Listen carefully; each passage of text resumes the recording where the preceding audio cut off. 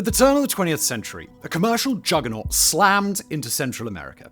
Over time, its influence and power grew to such an extent that it became known as the Octopus, its tentacles reaching deep within the halls of power and dramatically affecting the region. The United Fruit Company, synonymous with bananas in the early days, embodied more than just agricultural success. It became a force of sinister corporate power and political manipulation that reshaped nations, economies, and lives. At one point, the United Fruit Company owned 42% of Guatemala, and by the 1930s, it owned 3.5 million acres of land in Central America and the Caribbean. The company was extraordinarily successful, backed by a dubious marketing company and travel company wing that shipped delighted foreigners into the region to tour sanitized versions of their plantations, showcasing the area's wonders and pushing the sale of bananas through the roof. And yet, the name United Fruit Company will always be associated with the kind of corporate dealings that make you wince. They perfected the art of divide and conquer among the poor inhabitants of Central America, ran their plantations like the pre-Civil War days in the United States, were the puppet masters behind several massacres, and even managed to convince the US government to overthrow the Guatemalan government for having the audacity to question its methods.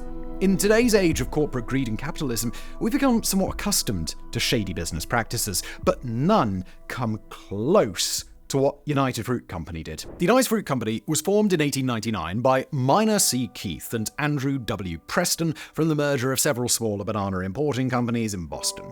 Keith had already laid down substantial railroad tracks in Costa Rica, initially to aid in constructing a national railway. However, when the Costa Rican government defaulted on its loans, part of the deal that emerged was that Keith was given access to 800,000 acres of tax-free land along the railroad, plus a 99-year lease on operating the train route. Bananas were initially seen as a cheap food source for his workers, but he quickly realized that shipping them north into the United States was an untapped gold mine. The company quickly established a monopoly over the banana trade in several Central American countries by acquiring large swaths of land and controlling the entire supply chain, from cultivation and harvesting to transportation and marketing. This market dominance allowed them to set prices and control the process to best serve their own interests. Everything was going well for the United Fruit Company. By the early 20th century, it had become one of the largest employers in Central America, wielding enormous economic power. It bought shares in 14 competitors, meaning it controlled roughly 80% of the banana business in the early years of the century. However, you didn't achieve success like this without cutting plenty of corners, and in the case of the United Fruit Company, trampling over millions of people. The term banana republic to describe a politically and economically unstable country with an economy dependent upon the export of natural resources, often at the will of a somewhat omnipotent corporate power behind the scenes, originated from this very period. While the company certainly brought infrastructure and jobs to Central America, it also faced heavy criticism of its labor practices and its impact on local communities. The company controlled vast territories, dictating employment conditions, housing, healthcare, and education. Many argued that this control was exploitative and stunted the region's economic development, making it overly dependent on monoculture and foreign capital. It was not uncommon for the United Fruit Company to support friendly regimes to ensure a welcoming and profitable business environment. This often involved questionable tactics, including supporting coups and influencing governmental policies to benefit its agricultural interests. The most infamous instance of this was in Guatemala during the 1950s. The democratically elected government of Jacobo Arbenz enacted agrarian reform laws that threatened United Fruit's extensive landholdings. In response, the company lobbied the US government hard, painting Arbenz as a communist threat close to America's shores. This led to CIA involvement in a coup that ousted Arbenz and installed a more United Fruit Company-friendly regime. This campaign was led by US Secretary of State John Foster Dulles, a rabidly anti-communist man who also just happened to be a partner at the law firm of Sullivan and Cromwell, which had done extensive legal work for, you guessed it, the United Fruit Company. Oh, and also Dulles' brother, Alan. Well, he's conveniently head of the CIA at the time, wasn't he? And he also had commercial ties to the United Fruit Company. In fact, both brothers were on the company's payroll for an extraordinary 38 years. Now, this whole episode stank from the very top down to the murky cesspool at the bottom. The United Fruit Company, in its heyday, was not only a master of agricultural production and political manipulation, but also an innovator in marketing and public relations. One of the most striking examples of its marketing prowess was the use of its private shipping line, the Great White Fleet. Beyond transporting bananas from the tropics to North America's tables, these ships played a pivotal role in promoting tourism in the Caribbean and Central America, cleverly intertwining the allure of exotic travel with the appeal of their primary product, the banana. The United Fruit Company launched its Great White Fleet in the early 20th century, initially to streamline the transport of bananas from its American plantations to American markets. However, the company quickly realized the potential of these ships to serve a dual purpose. By the 1930s, they were not only freighters, but also passenger liners, offering luxury cruises to the American public. These cruises were marketed as exotic adventures, where tourists could enjoy the natural beauty and warm climates of the Caribbean and Central America, a stark contrast to the colder industrial urban centers of the United States and Canada. The fleet's promotional materials depicted an idyllic tropical paradise. Pamphlets and advertisements featured lush landscapes, smiling locals, and luxurious accommodations aboard the ships. These tours even included guided visits to the United Fruit Company's plantations, carefully curated to present a sanitized, harmonious view of the banana industry. Tourists visiting the plantations were shown specially designated areas, meticulously maintained to ensure visitors were left with a positive impression. These areas were devoid of any signs of harsh labor conditions or environmental degradation, which were, well, the realities of banana cultivation. Instead, visitors saw well-tended fields, modern packing houses, content and well-cared-for workers, all designed to reinforce the image of the United Fruit Company as a benevolent and progressive force in the region. In the late 1920s, the labor conditions on the banana plantations managed by the United Fruit Company in Colombia had just become intolerable. Workers faced inhumane hours, meager wages, and harsh living conditions with little to no chance of improvement. This growing unrest led to strikes, as workers demanded better treatment, compensation, and improved working conditions. In response, the United Fruit Company portrayed the strike as a matter of national security, alleging that it had been influenced by communist ideologies. By November of 1928, the situation reached a boiling point when more than 32,000 workers ceased work and demanded a 6-day work week, an 8-hour workday, and increased pay. Negotiations between the strikers, the Colombian government, and the United Fruit Company were fraught with the company refusing to yield to most demands. As tensions escalated, the Colombian government, under significant pressure from the United Fruit Company, decided to act. On the morning of the 6th of December, after weeks of strikes and growing tensions, the Colombian army encircled the gathered strikers and their families in the town square of Ciénaga. Without warning, and on the orders of General Carlos Cortés Vargas, who later justified his actions by claiming the need to maintain economic stability and asserting that the strike was a subversive threat, the soldiers opened fire on the crowd.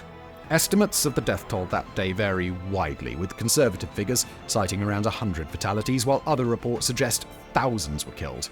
The massacre ended the strike abruptly and sent a chilling message to workers throughout the region about the lengths to which the company and complicit governments would go to protect their economic interests. Gabriel Garcia Marquez immortalized the massacre in his novel 100 Years of Solitude, ensuring the tragedy would never be forgotten. Yet despite the horror of the 6th of December 1928, the event did little to immediately improve the working conditions for the plantation workers who continued to struggle under oppressive circumstances for decades. Despite the sluggish response to the massacres in 1928, labor disputes were ripping across the region by the mid-1930s. In 1934, in Costa Rica, a strike got underway that would eventually lead to dramatic changes in how the United Fruit Company operated.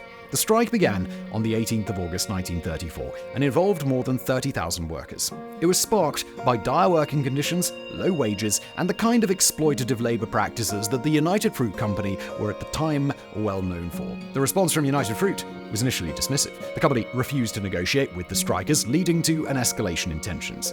However, with the Banana Massacre still fresh in memory, the Costa Rican government stepped in and acted as a mediator between the workers and the United Fruit Company, and after a month of striking, the intervention led to significant concessions from United Fruit. The company agreed to many of the workers' demands, including better wages and more accurate weighing methods. This marked a rare victory and represented a significant advancement in workers' rights in the region. The United Fruit Company's expansion required vast amounts of land, much of which was virgin tropical rainforest. These areas were cleared at an alarming rate to make room for banana plantations. The deforestation not only destroyed complex ecosystems, but also led to significant biodiversity loss. Species that thrived in these dense forests were suddenly displaced or driven to extinction due to habitat loss. The company's agricultural practices exacerbated this ecological disruption. The monoculture of bananas meant that a single crop dominated vast tracts of land, reducing the genetic diversity of the plants and making the entire ecosystem more susceptible to disease and pests. This vulnerability often led to heavier use of chemical pesticides and fertilizers. The chemical-intensive agriculture practiced by the United Fruit Company had severe repercussions for the soil health of the region. The heavy use of pesticides, herbicides, and synthetic fertilizers contaminated the soil and water sources.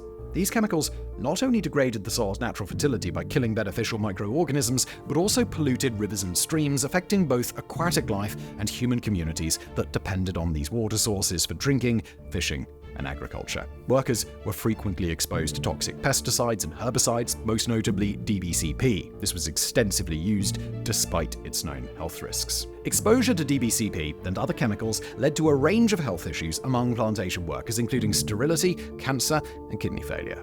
The irrigation practices needed to sustain the vast banana plantations completely altered the region's hydrological profile. Massive amounts of water were diverted from rivers to plantation sites, reducing the water available for local communities and other ecological needs. These diversions often led to conflicts with local populations and long-term effects on water supply sustainability. By the early 20th century, United Fruit had acquired vast swaths of Honduran land for banana cultivation, capitalizing on lax land laws and the Honduran government's desperation for economic development. These acquisitions were not just business expansions, but strategic moves to control the country's most valuable agricultural resource, fertile land. With extensive land holdings came significant political influence. United Fruit's strategy involved cultivating deep relations with key political figures, ensuring that the company's needs were prioritized at the highest levels of government. This influence was often exercised through financial incentives and, at times, outright bribery. United Fruit supported friendly candidates, funded their campaigns, and ensured that the political climate remained favorable to its operations. The company's influence was so pervasive that it could effectively veto laws threatening its interests. For example, any attempt by the Honduran government to nationalize land or improve labor conditions was swiftly quashed through political maneuvers orchestrated by United Fruit. The company's control was further solidified by its investment in infrastructure, but only where it served its needs, such as railroads for transporting bananas, which coincidentally limited the development of public infrastructure that did not serve the company's direct interests. United Fruit's economic strategy in Honduras was to make the country as dependent as possible on the banana trade, which of course the company controlled. This monocrop dependency meant the Honduran economy was incredibly vulnerable to the company's whims. United Fruit's dominance was further entrenched by its control over the most important export infrastructure, including ports and railways, which stifled any potential competition and kept the economy tightly bound to the company's interests. In 1974, Colombia, Costa Rica, Ecuador, Guatemala, Honduras, Nicaragua, and Panama joined forces in an attempt to form a banana exporting coalition. They were essentially just asking for a fair slice of the pie, but unsurprisingly, United Fruit, then renamed United Brands Company, balked at the demands. However, legal troubles were about to explode. In early 1975, the Securities and Exchange Commission, SEC, in the United States revealed that the United Brands Company had paid a substantial bribe of $1.25 million, or $7.25 million today, to a high-ranking Honduran government official. The bribe was intended to secure a reduction in the export tax that the Honduran government levied on bananas from 50 cents to 25 cents per box, which would save the company millions. The scandal began to unravel when Eli Black, the then president and CEO of United Brands, committed suicide by jumping from the 44th floor of the Pan Am building in New York City.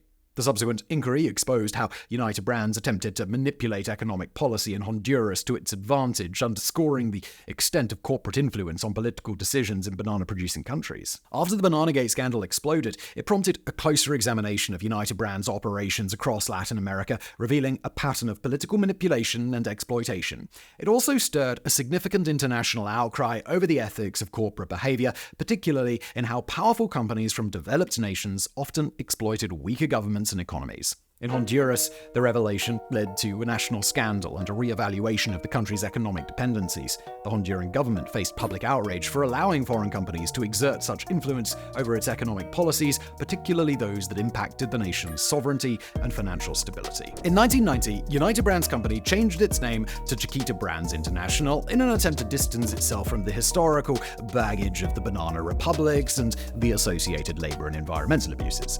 This rebranding was part of a broader strategy to modernize the company's image and practices, but less than 10 years later, the company was embroiled in yet another scandal. By the late 1990s and early 2000s, Colombia was a country ravaged by decades of civil conflict involving guerrilla groups, paramilitary forces, and drug cartels. To protect its employees and operations in the Araba region, a major banana-producing area, Chiquita Brands admitted to making payments to the United Self-Defense Forces of Colombia, or UAC, a right-wing paramilitary organization involved in severe human rights abuses and drug trafficking, which the United States had designated as a terrorist group in 2001. The scandal came to light in 2003, when a routine internal audit uncovered the payments. Further investigations revealed that from 1997 to 2004, Chiquita had paid approximately $1.7 million, or about $2.8 million today, to the AUC as its unofficial intimidation force used to fend off potential strikes and strong-arm farmers into selling to Chiquita. Documents revealing that the company's top executives had been aware of these payments and had discussed the issue extensively eventually became public, leading to widespread outrage and legal scrutiny. The legal consequences for Chiquita were severe. In 2007, after a thorough investigation by the US Department of Justice, Chiquita Brands pled guilty in engaging in transactions with a global terrorist organization. The company agreed to pay a fine of $25 million, $37 million today, a mere slap on the wrist for a company with annual sales of roughly $4.5 billion at the time. The amount was decided on as part of a plea deal. In a remarkable twist, and yet wholly expected when you think about it, the Colombian government, in a parallel agreement, allowed the company to retain the names of the US citizens who had brokered the transactions with the AUC in exchange for relief to 390 families and reportedly a little something extra to grease the wheels, if you know what we mean. There were many other allegations, including that the company directly shipped AK-47s to the AUC and was involved in terrorist activity in Europe, but these were never proven. Chiquita International simply wrote out a check, mumbled an apology, and continued making billions without any individuals facing legal action. Despite the countless scandals and implications with massacres, coups, cover-ups, bribery, and friendly dealings with terrorists, Chiquita International is still a commercial Goliath with an annual revenue of just over $3 billion. The company does all it can to paint itself as the benevolent middleman between poor farmers and thirsty consumers, but reputation is hard to shake, regardless of how many times you change your name. Chiquita is currently embroiled in lawsuits with countless families whose lives were affected by the actions of the AUC in Colombia, and they have reportedly already paid out tens of millions in compensation. The cost of cheap fruit imported to the US and other Western countries has always been high for those at the bottom of the commercial ladder, which continues to be the case today. Whether it's workers in Central America, in the vast greenhouses in Almería in Spain, or in the Uyghur region of China, where allegedly prisoners of the Uyghur camps are forced to pick fruit that can now be found on US supermarket shelves, there remain some shocking abuses within the fruit industry. We all want cheap fruit, but low prices often come with exploitation and companies that still use a formula set out by the United Fruit Company 125 years ago.